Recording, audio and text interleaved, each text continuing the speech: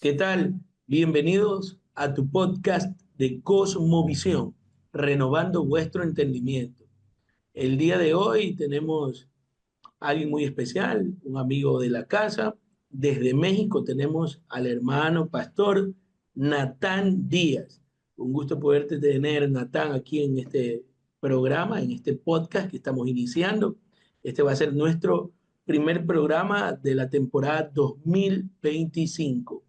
Es un gusto tenerte acá y yo no te quiero presentar, Natán. Preséntate tú a todas las personas que te van a poder ver a través de este podcast de Cosmovisión, renovando vuestro entendimiento.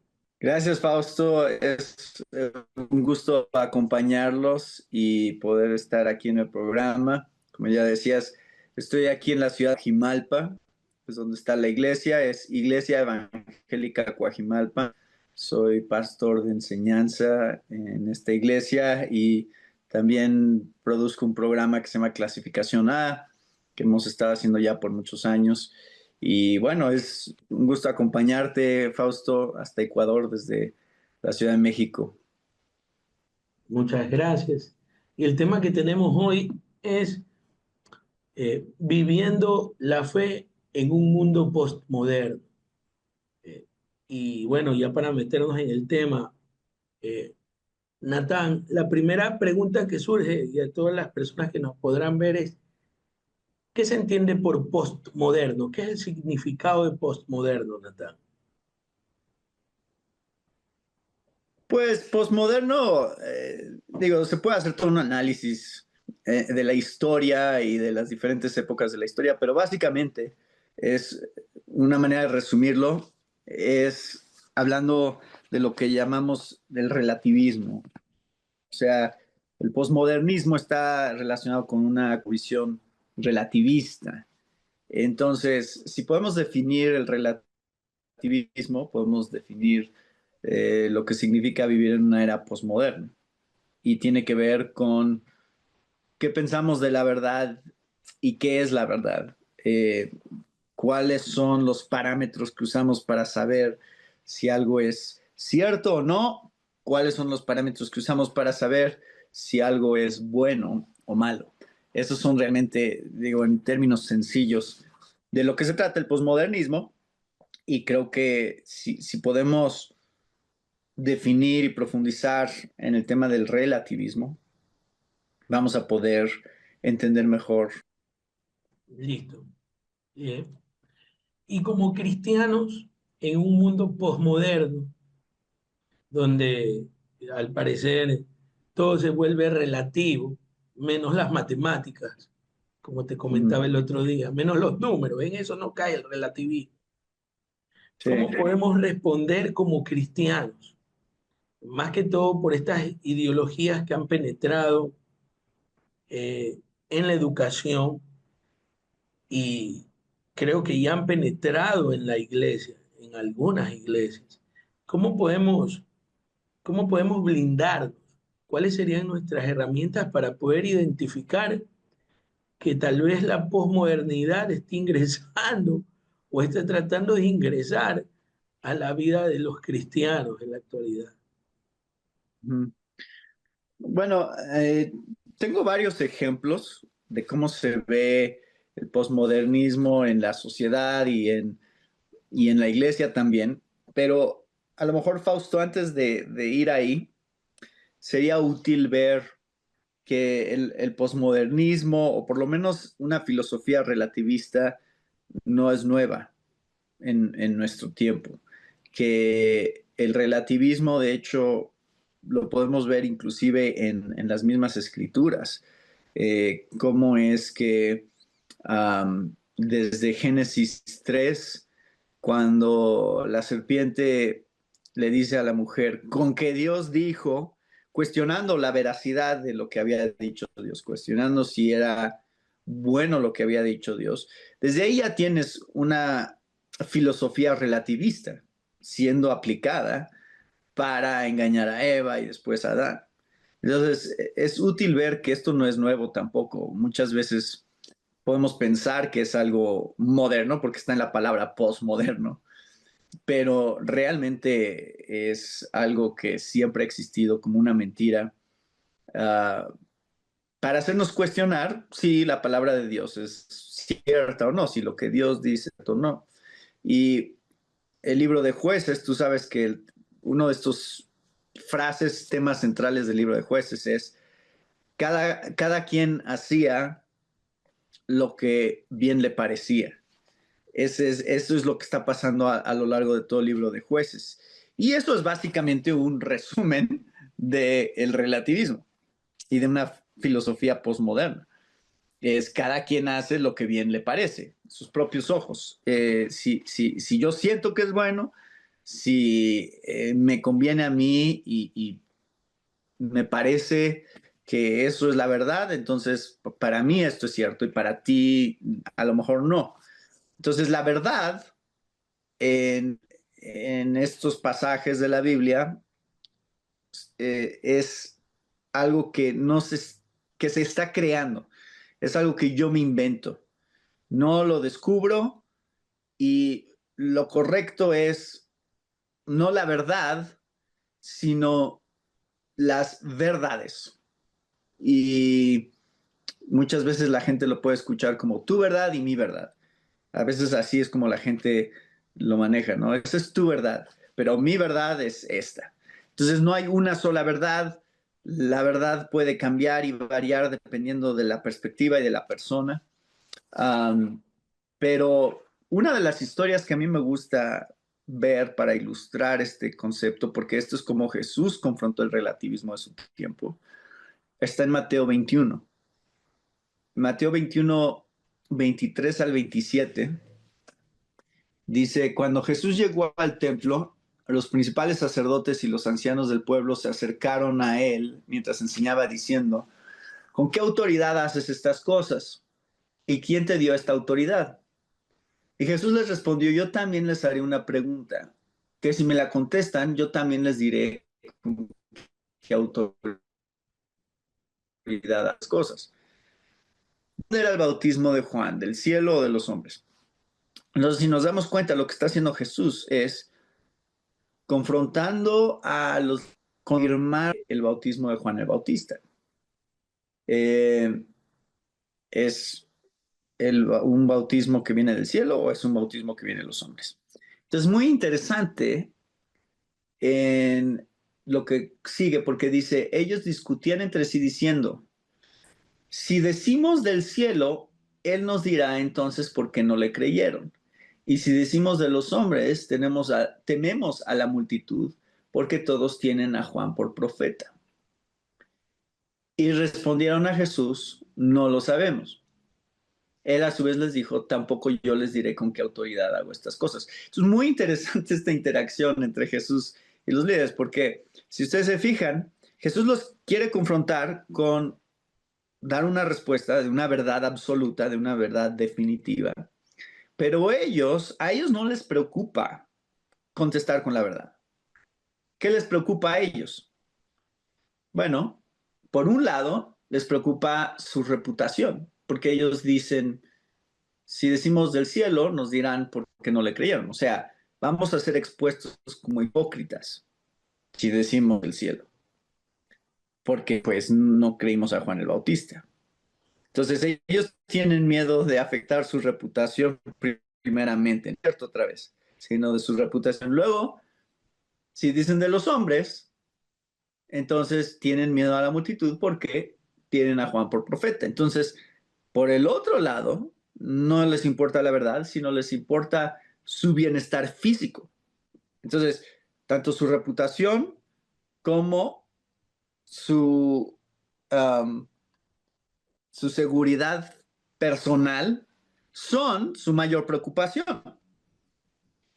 Y entonces no van a querer contestar una afirmación absoluta en cuanto al bautismo de Juan. Prefieren decir, no lo sabemos. Y entonces es interesante que Jesús les dice, bueno, si a ustedes realmente no les preocupa la verdad, lo que les preocupa es su conveniencia nada más, entonces yo tampoco les voy a contestar. Es interesante, no les voy a contestar su pregunta que ustedes me hicieron, Es interesante que Jesús básicamente está diciendo, si ustedes consideran la verdad como verdad relativa, entonces no entiendo cómo esta conversación. Lo cual nos da a nosotros una perspectiva muy interesante sobre cómo manejar la verdad relativa hoy en día. Si no tenemos un parámetro de partida, si no tenemos un mismo fundamento donde realmente nos importa la verdad, donde creemos que sí hay una sola verdad y donde nuestra conveniencia, lo que es mejor para nosotros a un nivel personal, no es lo más importante, sino lo que sea cierto es lo más importante. Si no tenemos eso como un punto de partida, va a ser muy difícil hablar con alguien. Va a ser muy difícil llevar una conversación y llegar a un lado, porque constantemente nada más vamos a estar defendiendo algo que nos hace sentir bien, sin importar si es cierto. Entonces, ¿qué es el relativismo? Bueno, el relativismo es cuando el interés no es la verdad, sino la conveniencia, como vemos en esta historia. Y es cuando las palabras y el razonamiento carecen de significado, es decir, las podemos moldear y cambiar de acuerdo otra vez a lo que nos convenga más. Podemos evadir la responsabilidad de la verdad para nuestro propio beneficio. Y en ese caso, los sentimientos y las preferencias realmente es lo que gobierna las acciones. No lo que es cierto, no lo que es verdad, no lo que es bueno, sino lo que me convenga a mí. Y eso es lo que estamos viendo. O sea, estoy tratando otra vez nada más de dar un fundamento desde la perspectiva bíblica, desde la historia bíblica. ¿Cuál es el fundamento de lo que vemos hoy en día? ¿Qué es lo que vemos hoy en día? ¿Qué es el relativismo en nuestra sociedad? Es eso. Y creo que nos ayuda a tener esta definición clara antes de poder llegar a algunos ejemplos más concretos. Pero bueno, esa es la primera parte, ese es el fundamento. Eh, el segundo punto es cómo es que definimos la verdad. ¿Cómo podemos detectar cuando alguien está evadiendo la verdad o está buscando una filosofía relativista? Pero bueno, Fausto, no quiero nada No, más hablar. no, O sea, si está tienes bien. algo que Tú eres comentar. el invitado el día de hoy. Lo que hemos llegado ahorita, a, a partir de lo que has conversado conmigo, es que esto de la idea de posmodernidad no tiene nada de moderno. Viene desde Edén. Segundo, eh, la Exacto. posmodernidad está aliada con el relativismo. Es decir, no hay una sola verdad. Ujú, Es mi verdad, respeta mi verdad, como dicen ujú. ahora, ¿no? Respeta mi verdad. Es decir, no hay una verdad absoluta, hay una verdad relativa. Y eso aún trasciende a lo moral. Ya por tal motivo no hay absolutos morales. Exacto. Y Jesús confrontó el relativismo a partir de la base de la verdad, es decir, partiendo del pilar fundamental, desde una cosmovisión bíblica. Y continúa Natán, a partir Así de ahí, es. ¿qué sucede? ¿Qué sucede cuando tú te das cuenta o cómo tú puedes identificar a alguien que tú nos decías, esta persona está evadiendo decir la verdad? ¿Por qué lado está cogiendo el escaparate del Ujú. relativismo e irse por ese pasillo? ¿Cuáles serían las Sí, pautas? eh, sí, cuando alguien está siendo relativista en su manera de razonar o en su lógica, eh, lo que vamos a encontrar básicamente es lo que en la lógica y en la filosofía se llama una contradicción. Y Aristóteles propuso lo que es conocido como la ley de la no contradicción, porque aquí es muy importante este punto, porque algunos podrían decir, bueno, eso de tu verdad y mi verdad, ¿no? Eh, Depende de la perspectiva de alguien. Entonces, por ejemplo, tú podrías estar diciendo, digamos, esa persona es vieja, ¿no? Y esa persona es joven. Bueno, eso es relativo a cuál es tu punto de referencia, ¿no? Cuando eres un niño, alguien de 20 años se te hace algo viejo. Y ya cuando tienes 20 años, alguien de 40 se te hace viejo. Y ya cuando tienes 40, alguien de 60 se te hace viejo. Pero entonces todo eso podría hacer pensar a la gente que eso es relativismo, porque depende de tu perspectiva. Pero no estamos hablando de eso. Estamos hablando de tener un mismo punto de partida, una misma definición como la definición central. Entonces yo me acuerdo una vez, estaba con unos jóvenes, les estaba tratando de explicar el relativismo y ellos me decían que, por ejemplo, el mundo está dando vueltas, nuestro planeta Tierra está dando vueltas. Entonces tú puedes decir que yo estoy quieto, pero en realidad no estás quieto porque estás dando vueltas junto con el planeta Tierra. Y entonces decía, eso es relativo porque no es... Uh, tú puedes pensar que estás quieto, pero en realidad no lo estás. Y depende desde qué perspectiva lo estás diciendo. El problema es que otra vez tenemos que tener una definición concisa para empezar cuando decimos estoy quieto, no me estoy moviendo. ¿A qué me refiero? Esa definición tiene que ser el punto de partida. O sea, estoy quieto en relación a este cuarto, en relación al movimiento de este cuarto. No me estoy moviendo dentro de este espacio. Ese es mi punto de partida para hablar de estar quieto. Entonces, sí tienes un mismo punto de partida para entender si hay una contradicción o no, si estamos hablando de relativismo. Entonces, todo esto, para ayudar a tener más claridad, tenemos la ley de la no contradicción de Aristóteles que dice A y no A no pueden ser verdad al mismo tiempo y en el mismo sentido. Entonces, esa afirmación de la no contradicción nos ayuda mucho, porque significa que tú puedes tener algo que puede aparentar ser una contradicción, pero no lo es, porque estás hablando de dos cosas en un diferente sentido. Entonces, ese ejemplo que daba de estar dando vueltas con el planeta Tierra es un ejemplo de eso. Estoy quieto en un sentido, pero me estoy moviendo en otro sentido. Pero no es una contradicción porque estamos hablando de estar quieto, de estarnos moviendo en diferentes sentidos.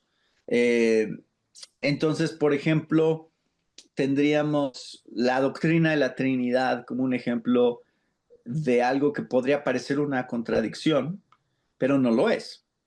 Porque si tú dices Dios es uno y Dios es tres, eso es una contradicción si no defines a qué te refieres con uno y no defines a qué te refieres con tres.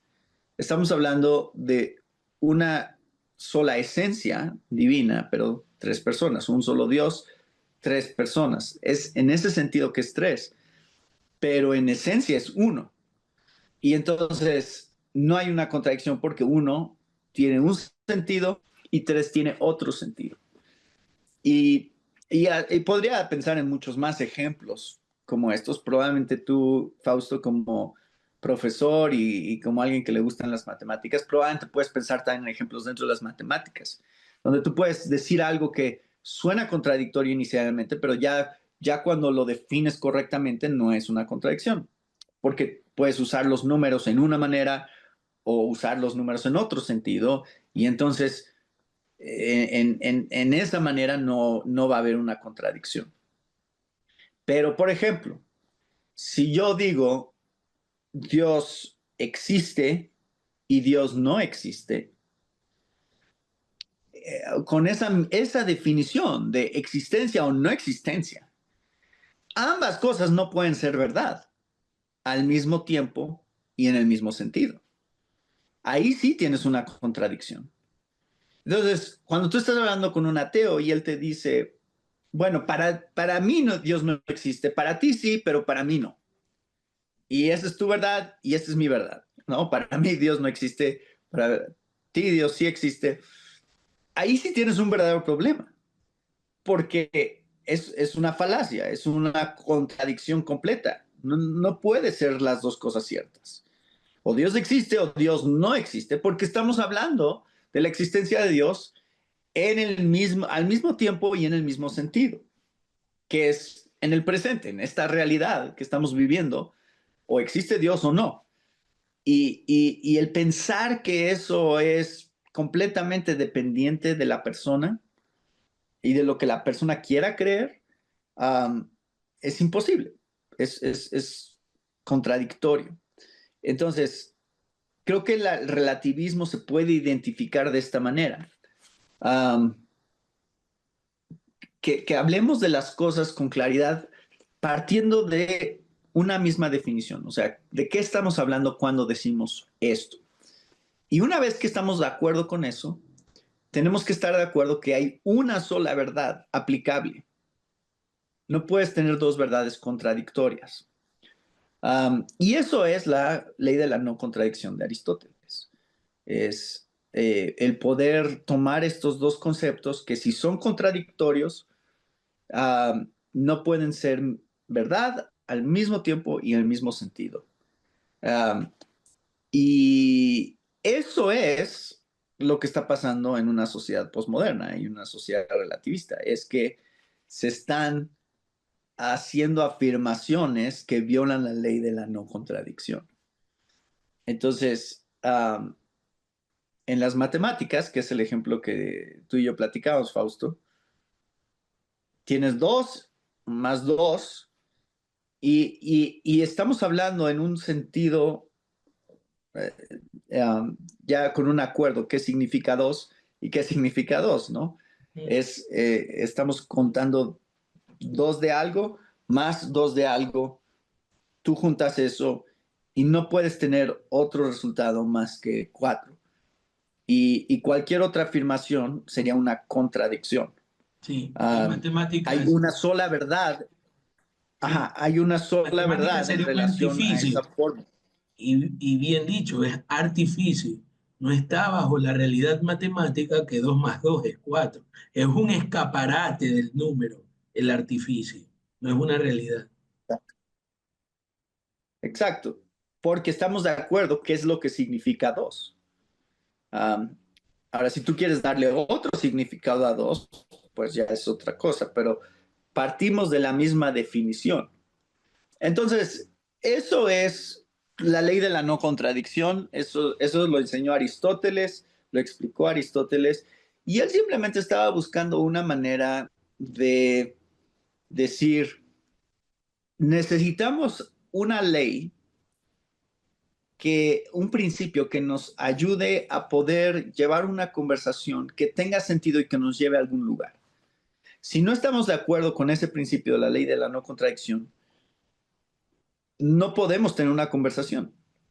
Y es por eso que creo que Jesús le dijo a los líderes religiosos, no podemos tener una conversación, porque a ustedes no les importa lo que es cierto. Ustedes lo van a cambiar de acuerdo a lo que les convenga.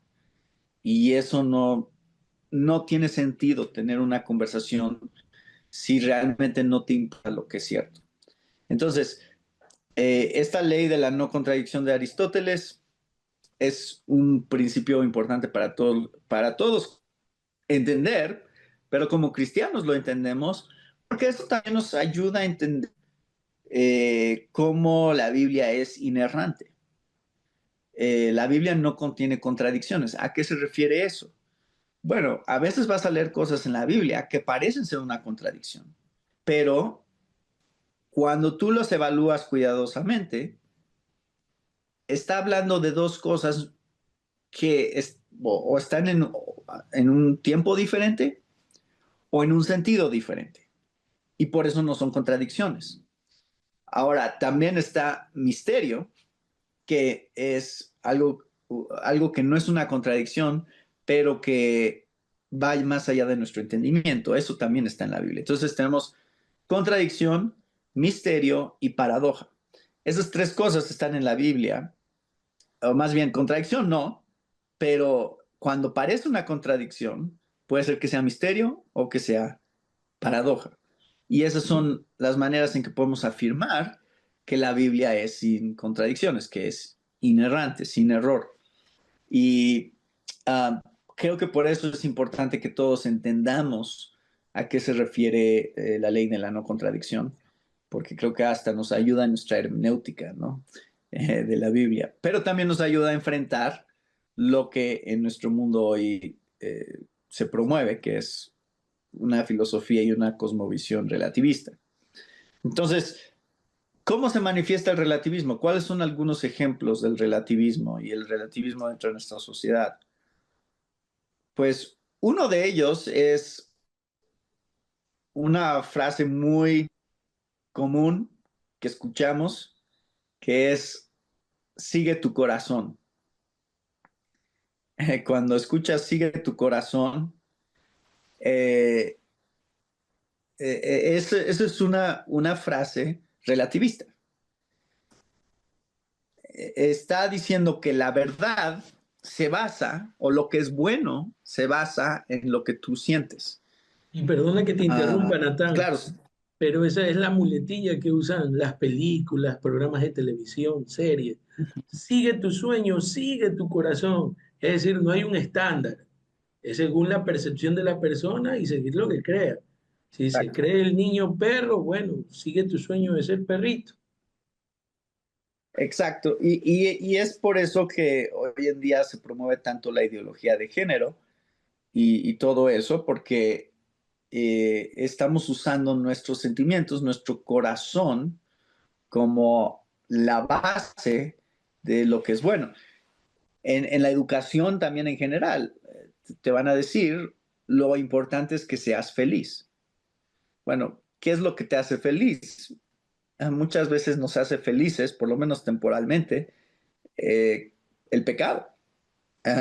Cosas que en realidad la Biblia dice que son malas. Y cuando seguimos esa filosofía, lo importante es que seas feliz. Entonces, otra vez, es una mentalidad relativista, una filosofía relativista siendo aplicada a las decisiones de todos los días, que no necesitamos que alguien nos anime a hacer lo que nos hace felices. Eso es lo que hacemos naturalmente.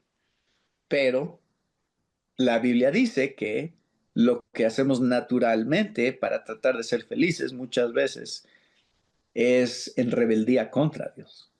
Y en el matrimonio, por ejemplo, también eh, existe hoy en día una filosofía muy relativista donde el pacto y la promesa que se hacen dos personas no es lo más importante, sino cómo se siente sobre la relación. Y me ha tocado tantas veces escuchar la frase, ya no nos amamos, donde esa es la base, esa es la razón por la que deberían o no estar juntos.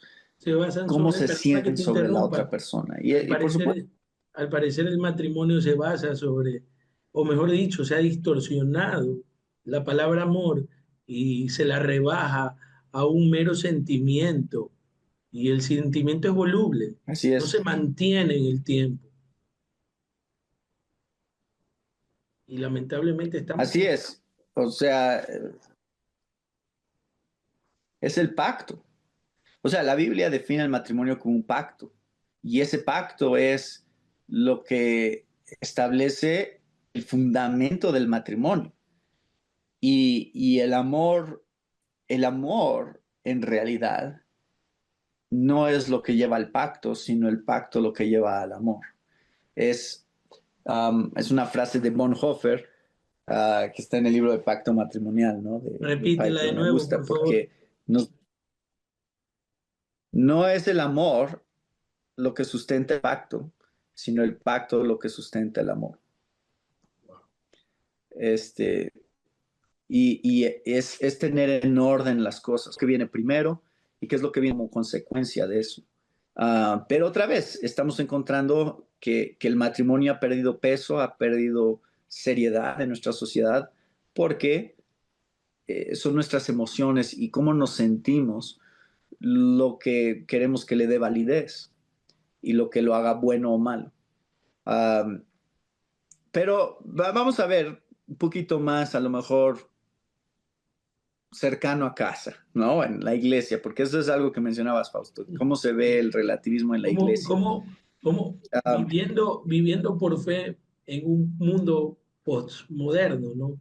¿Cómo podemos ejercer esa fe? Y es verdad, es que es como una capa, ¿no? Los más cercanos, cómo vivo la fe? Con los míos, cómo vivo la fe con la iglesia y cómo vivo la fe con los que están fuera de la iglesia. uh-huh. Así es.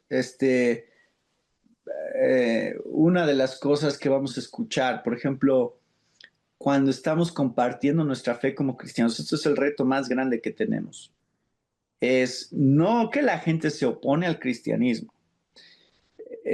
Cada vez más va a ser que no es que la gente tenga un problema con los cristianos en sí, sino tienen un problema con la afirmación de exclusividad del cristianismo. Eso es con lo que la gente tiene un problema. Porque ellos te van a decir, tú puedes creer lo que tú quieras, si te ayuda a ti, bien por ti, me da gusto, pero cada quien su religión. Entonces la filosofía que predomina en nuestra sociedad es la filosofía de que todos los caminos llevan a Dios. Que tú puedes buscar a Dios por un camino, yo voy a buscar a Dios por otro camino. Al final, lo importante es que creamos en Dios, lo importante es la fe en Dios y cada quien tiene su propia manera de hacerlo. Ese va a ser el reto más grande para la iglesia de una sociedad postmoderna. Otra vez, no es la oposición al evangelio en sí, directo, sino el tomar el evangelio como una opción más del menú, como una opción más del buffet que existe de religiones y tú puedes escoger la que tú más te guste. Este es el verdadero reto que tenemos como cristianos en nuestra sociedad. Y eh, yo me acuerdo una historia que cuenta David Platt sobre esto, que él estaba con otros líderes religiosos y le decían que creo que había un monte ahí donde estaban ellos hablando y ellos daban la ilustración de, sí, es como Dios está arriba en la parte de arriba de la montaña y entonces cada uno de nosotros estamos subiendo la montaña por un lado diferente a Dios. Y cuando le preguntaron a él qué pensaba sobre eso, él les dijo, bueno, esa es la diferencia entre sus religiones y el cristianismo. Les dijo, porque ustedes tienen un Dios que está esperando a que subamos la montaña hacia Él y en el cristianismo Dios bajó de la montaña donde nosotros estábamos. Entonces él da una ilustración muy poderosa sobre cuál es la verdadera diferencia. No es que todos los caminos llevan a Dios, es que el cristianismo en esencia es diferente a todas las demás religiones, porque la manera de llegar a Dios es diferente. Y no puede ser verdad, otra vez, usando la ley de la no contradicción, no puede ser verdad al mismo tiempo, en el mismo sentido, lo que te está diciendo una religión de que puede ser salvo a través de las obras y otra religión o la fe cristiana que te dice no puede ser salvo a través de las obras. No puedes hacer nada que amerite el favor de Dios. Ambas cosas no pueden ser ciertas. O es uno o es el otro. O Dios nos acepta porque somos buenos, o Dios nos acepta porque Jesús fue bueno por nosotros. No hay no puedes tener ambas verdades siendo verdad sin ser contradicción. Entonces, eso me parece que es el reto más grande que tenemos como cristianos en nuestro trabajo de evangelismo, pero dentro de la iglesia, quiero hacerlo más y más real para nosotros. Dentro de la iglesia está lo que consideramos como predicación cristocéntrica o teocéntrica y la predicación antropocéntrica. Y creo que la diferencia de la predicación cristocéntrica a la predicación antropocéntrica es que cuando ponemos al hombre al centro de nuestro mensaje, vamos a tener la tendencia hacia el relativismo, vamos a tener la tendencia a eh, enseñar y predicar de una manera que es muy parecida a todo lo que hay en nuestra sociedad y nuestra cultura, que es lo más importante es cómo me siento yo, lo más importante es mi percepción y lo que me beneficia a mí. Y vas a encontrar en muchas iglesias cristianas que el hombre está al centro y que se trata de nosotros y se trata de que nosotros seamos felices y de que nosotros estemos cómodos y contentos en esta vida. Bueno, eso es relativismo al final, porque la verdad de Dios no nos pone a nosotros al centro. La verdad de Dios, Él está al centro y nosotros somos para Él, no Él para nosotros. Entonces, otra vez, ambas cosas no pueden ser verdad. O nosotros somos lo más importante o Dios es lo más importante. Pero no, no podemos nosotros ser lo más importante y Dios ser lo más importante. ¿Me entiendes? O sea, ahí sí tenemos otra vez un problema con una filosofía relativista que se está predicando en las iglesias al hacer parecer que el hombre está al centro del plan de Dios. Y por eso es que muchas iglesias han tenido la tendencia a,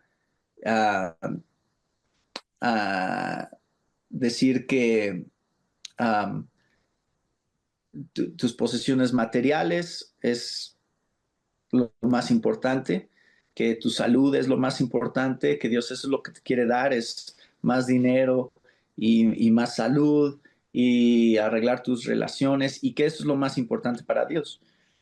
Um, eso es una de las cosas que creo que vamos a encontrar en iglesias cristianas. Otra cosa también es cuando tú estás en un grupo, en un estudio bíblico en la iglesia y el líder del grupo, cuando están leyendo y estudiando el pasaje, le pregunta a los diferentes participantes, ¿qué significa el texto para ti? ¿No? Esa es una pregunta que, um, otra vez, es relativismo. Si Sí, la es tomas, yo relativo. entiendo que no está mal intencionada, a lo mejor la pregunta, pero sí puede ser una manera de no ayudarle a la gente a entender la importancia de la verdad absoluta. El texto no importa qué significa para ti. Lo único que importa es lo que el texto realmente significa. Para ti puede significar muchas cosas, pero de ahí viene una mala hermenéutica en las iglesias donde de repente un texto puede significar un montón de cosas dependiendo de las circunstancias y de la experiencia de cada quien. Alguien puede decir, bueno, mira, es que eh, cuando Abraham salió de su tierra y le dijo Dios, sal de la tierra en la que vives a una tierra que yo te mostraré. Eso significa para mí que Dios me está llamando a ir a otra tierra. Bueno, ¿es eso lo que significa el texto? No, el texto no está eh, dándote a ti una manera de interpretación personal, está estableciendo un principio de obediencia a Dios. Pero mucha gente usa así su Biblia, abre algún versículo al azar, queriendo que se aplique de alguna manera y sí va a pasar porque nuestra imaginación es muy buena. Nos vamos a imaginar muchas cosas que el texto nos está diciendo a nosotros. Y eso es una aplicación de qué significa el texto para ti. No, lo que significa el texto es lo mismo para todo cristiano. Así es. No es diferente para ningún cristiano porque son principios. No es algo específico, no es algo específico a tu circunstancia, sino es algo que Dios está estableciendo como un principio para todo cristiano de todas generaciones. Y hacemos hermenéutica, cuando hacemos exégesis, estamos tratando de entender qué es lo que significa el texto. No qué significa el texto para mí, qué significa el texto, punto. Sí, Y en ese sentido, hasta un no cristiano podría decirte qué es lo que significa el texto. por No lo va a supuesto. aplicar a su vida, pero no, no depende de la persona, depende de la verdad que se expresa. Por eso es que un no cristiano puede decir muchas cosas que son ciertas, inclusive acerca de Dios. Inclusive tú puedes tener una predicación sana que comunica verdad, aun cuando la persona en su carácter fuera deficiente o aun cuando la persona ni siquiera fuera cristiana. Porque la verdad es la verdad, sin importar de quién viene. Nosotros no hacemos que algo sea cierto. No estoy diciendo que el testimonio no es importante. Estoy diciendo que la verdad no depende de nuestro testimonio. La verdad, es absoluta. Ahora, ¿es importante el testimonio? Sí. Nuestro testimonio respalda la verdad, pero no es el fundamento de la verdad. Y estas son cosas que tenemos que entender como cristianos, que son muy importantes. Por eso cuando un líder cae, cuando un pastor cae y la gente dice, ay, pero fue de tanta bendición para mi vida y me ayudó tanto. Pues sí, porque comunicó una verdad de la palabra de Dios. Y eso no cambia. Eso Dios usa la verdad de su palabra, otra vez, sin importar el mensajero. Y en la iglesia, nuevamente, tenemos muchas veces um, cosas que no nos damos cuenta que promueven una filosofía relativista y que tienden a ser de una cosmovisión postmodernista. Um, Te puedo preguntar, uh, mira, también podría haber la posibilidad de que lleguemos a ser relativistas, porque ese es un lado, ¿no? Cuando ponemos, y creo que va a ser lo mismo, la centralidad del hombre, el antropocentrismo. Pero también podemos ir al lado del antropocentrismo cuando queremos poner cargas que no son a la palabra de Dios y nos dejamos llevar por las tradiciones o por las liturgias o por las actividades eclesiásticas y eso se transforma en una especie también de ritualismo eclesial donde se suma algo más a la palabra y acaba siendo lo mismo, uh-huh, Natán. Acaba siendo antropocentrismo, porque ahora lo estás viendo por obras. Al final, por un lado, es verdad, es el corazón, el texto ya no es lo que dice el texto, sino lo que yo quiero que diga el texto, y eso me hace sonar mucho a un autor francés, Jacques Derrida, donde puso en moda a partir de los años 50 la palabra deconstrucción, y él decía esto, ya no es el texto lo que dice, sino lo que yo quiero que diga el texto. Pero este es el otro uh-huh, lado, ¿no? Donde el ritualismo, donde yo soy de esta denominación y donde también diluimos la verdad de Dios sumándole cargas que no tienen nada que ver. Por ejemplo, yo he escuchado, hermanos, uh-huh. que, que prefieren saberse de memoria algunas confesiones antes que la palabra del Señor. Entonces, no te digo que está malo conocer las Uh-huh. confesiones, pero nada va a ser más que la fuente verdadera, la palabra del Señor. Uh-huh.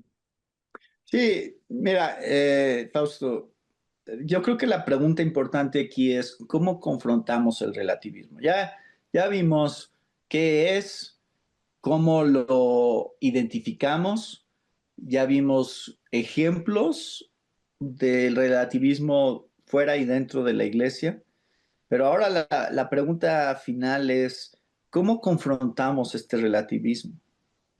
Um, Porque esto es al final lo que es más importante, ¿no? O sea, lo identificamos, pero ¿qué hacemos? Bueno, número uno. el relativismo lo confrontamos con amor y humildad. La gente normalmente piensa que, por ejemplo, el cristianismo, al tener esta afirmación de exclusividad, es una fe arrogante, porque dicen, ¿cómo puedes decir que tú tienes la verdad y que todos los demás están equivocados?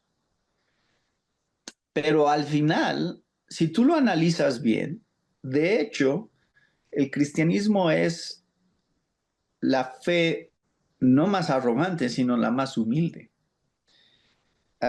Los que proclaman una cosmovisión relativista, de hecho, son los más arrogantes, porque ellos están poniendo su manera de ver las cosas como el estándar.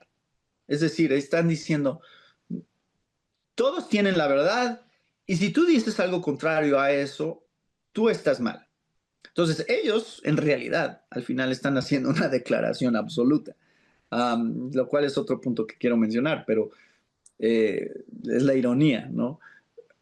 No, todos tienen la verdad. Por ejemplo, me acuerdo que Keller usaba este ejemplo sobre esta historia, esta leyenda del elefante con todos los ciegos, no sé si la has escuchado, ¿no? Que está el elefante y hay un No, montón no de lo he escuchado. personas, hay un montón de personas con vendas en los ojos.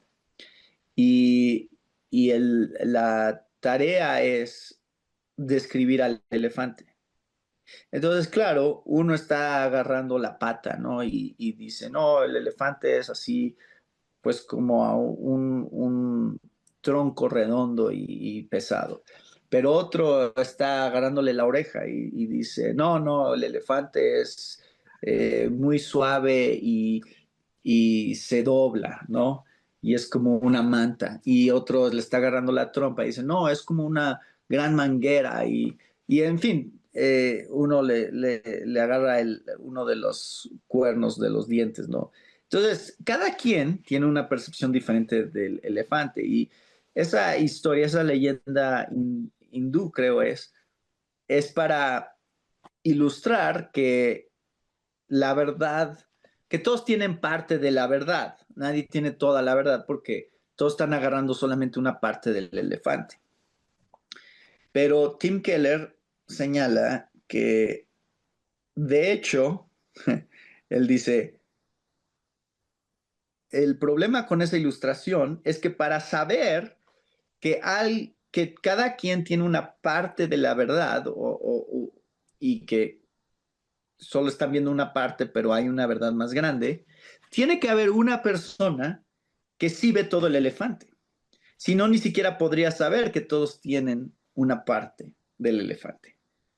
Entonces, al menos que tú tengas a alguien con toda la perspectiva del panorama general, ni siquiera puedes saber que eso es cierto.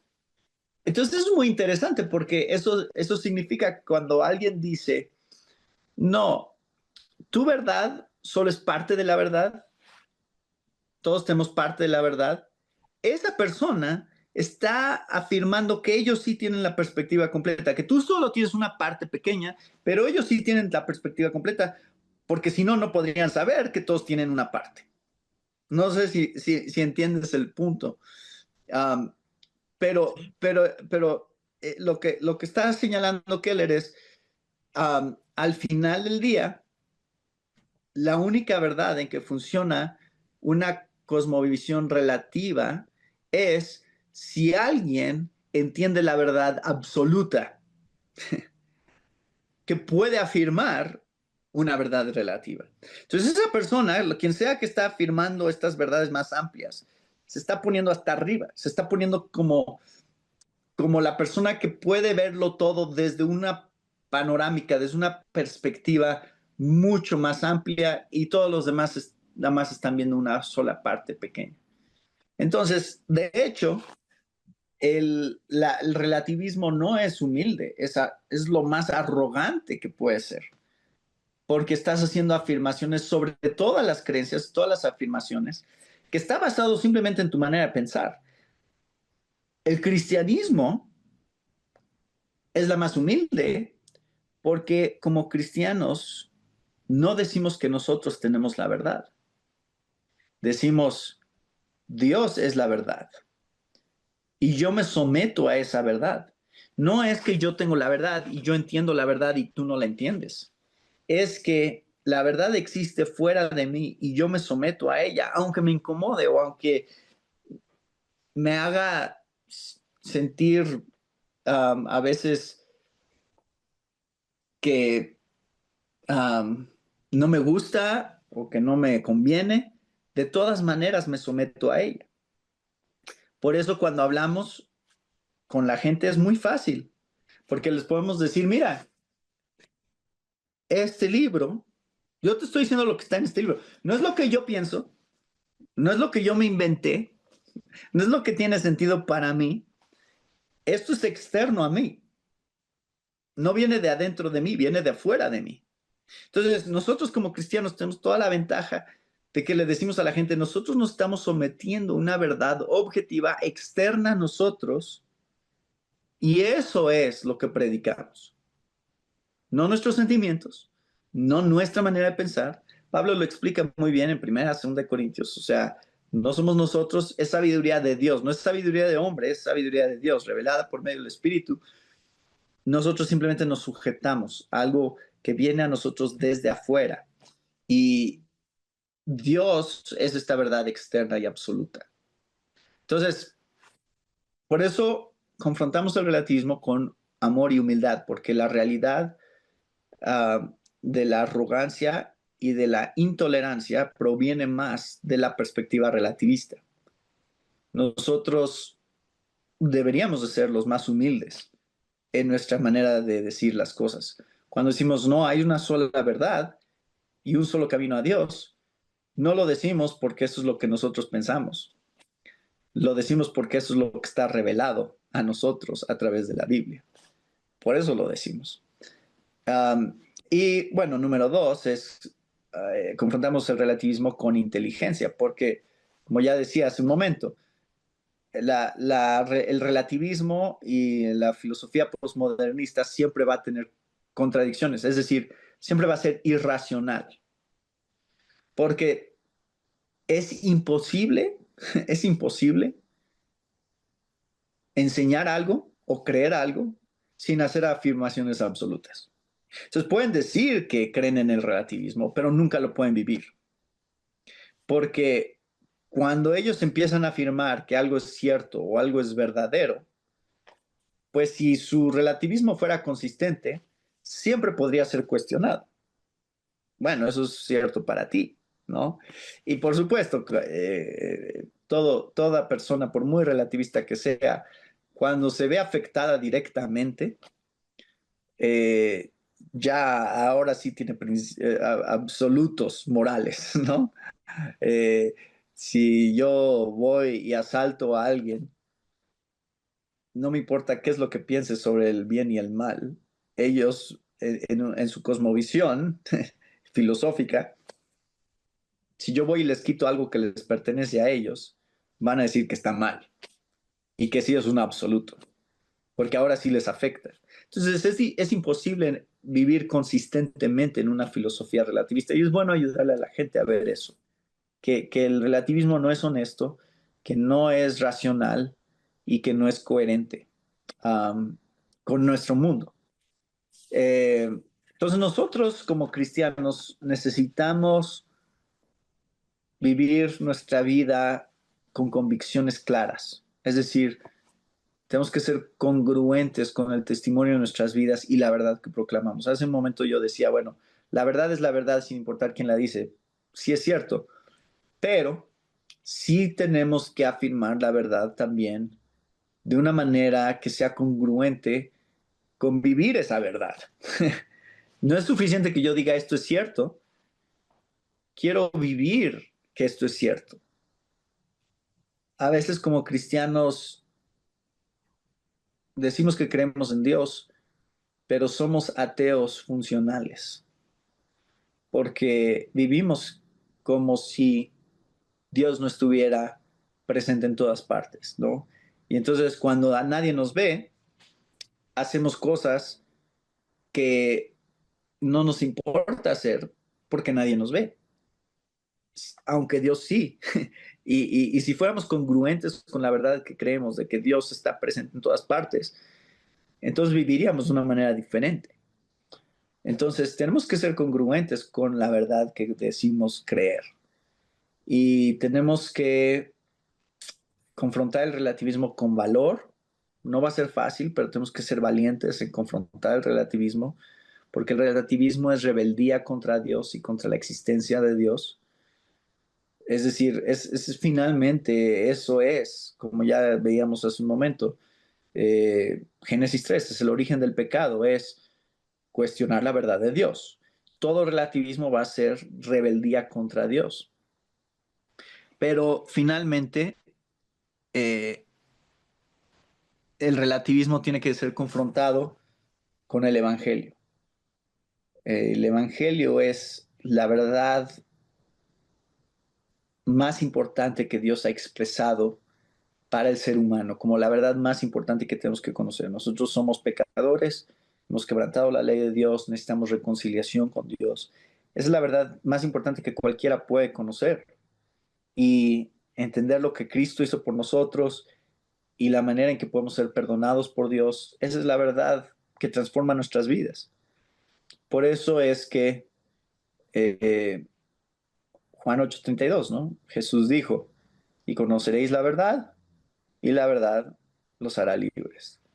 Esa es la verdad más importante que expresa la Biblia. Y nosotros entendemos que el Evangelio nos da la libertad um, para depender de una manera completa de una realidad externa de verdad que Dios ha establecido, para vivir bajo su gracia, para ser libres de amar y no temer al hombre, ¿no? Y bueno, al final Dios no esperó a que nosotros descubriéramos la verdad, sino que se reveló a sí mismo como la verdad para que pudiéramos ser libres.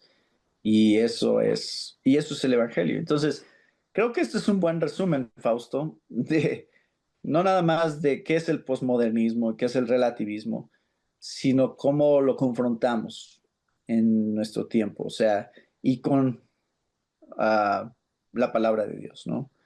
Entonces, bueno, eso es lo que pensé en compartir contigo y con los que nos están escuchando hoy. Muchísimas gracias, Natalia. Este, Me ha encantado que hayas sido tú la persona que arranque esta temporada, esta primera temporada de Cosmovisión. Y, y se me ha venido un texto, Lucas 9:23, el que quiere venir en pos de mí, nieguese a sí mismo. Por eso creo que el Evangelio es la respuesta, no es lo que yo digo, es lo que es su palabra y Él nos dice a través de ella. Gracias, Natán, por este tiempo de haber estado con nosotros, viviendo por fe en un mundo posmoderno. Eh, Agradecido con este tiempo y espacio, con tu paciencia hacia mí, porque sí que la tienes, Natán. Y que el Señor te bendiga y te guarde en tus actividades pastorales y siguiéndote, ¿no? A todos los amigos que nos ven a través de Cosmovisión, renovando vuestro entendimiento, les animo a que sigan también el programa de clasificación A con nuestro hermano y pastor Natán Díaz. Están muy buenos esos programas, últimamente los he estado viendo. Bueno, siempre los estoy viendo. Y quiero que también los seguidores de este canal puedan darle clic a la campanita y suscribirse a clasificación A. Agradecido con este tiempo, reitero, Natán, el Señor te guarde y te bendiga. Bendiciones a todos nuestros seguidores, a las personas que se están uniendo y por favor darle un clic a la campanita y suscríbete en tu programa Cosmovisión, renovando vuestro entendimiento. Bendiciones, cuídense. Me gusta, por favor, mi Gracias, hermano. Fausto. Gracias, Gracias, gracias, Fausto. Natán. Bendiciones.